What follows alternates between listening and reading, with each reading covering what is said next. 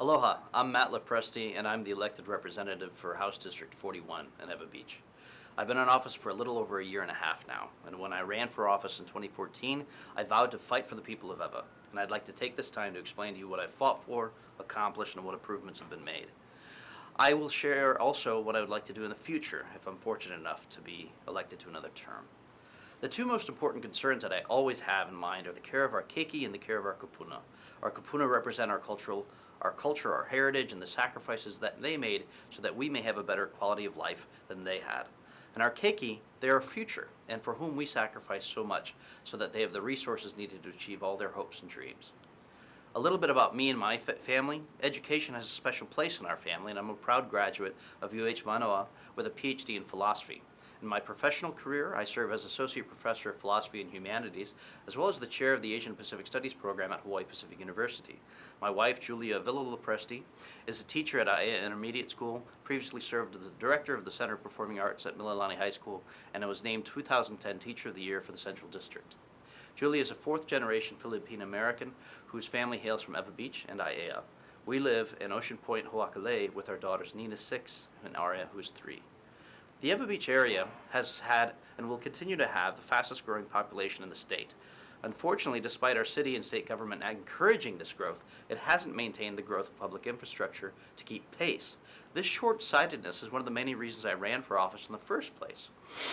And one of the most glaring examples has been the lack of public school facilities. As a first-term legislator, I made this my priority because for too long, Ewa schools have been neglected. That's why I worked so hard this year to get the legislature to add $12 million to the budget for James Cable High School to begin a new classroom building.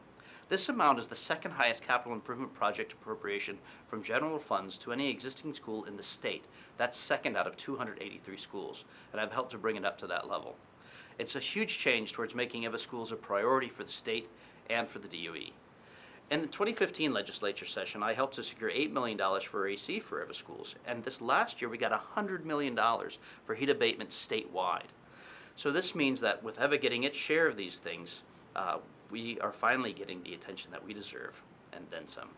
This coming session, I'll continue to secure funds for Ewa schools, as well as push for a new high school for the Ewa Kapolei area. Governor Ige released $5 million for planning this year, but nothing more can be done until the DOE chooses a location for the school, and I look forward to advocating for those necessary funds to make it a reality once they do choose a location. Now, when I began my first term in public service at the legislature, I knew that the most important things I had to take with me were my good word, my good name. I also knew that these should never be given lightly in support of any cause.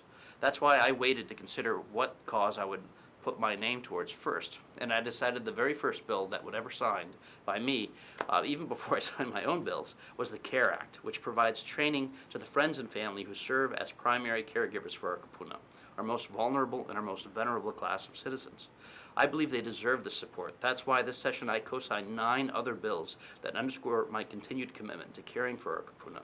These Kupuna Caucus bills aim at expanding elderly services and create new programs across the state. There's many other issues that I worked on in my first several months in office, and I'd like to talk about if time permitted. For example, I'm proud to have had a major part in helping to kill the triple tax on vehicle motor weight and gasoline as Vice Chair of the House Transportation Committee.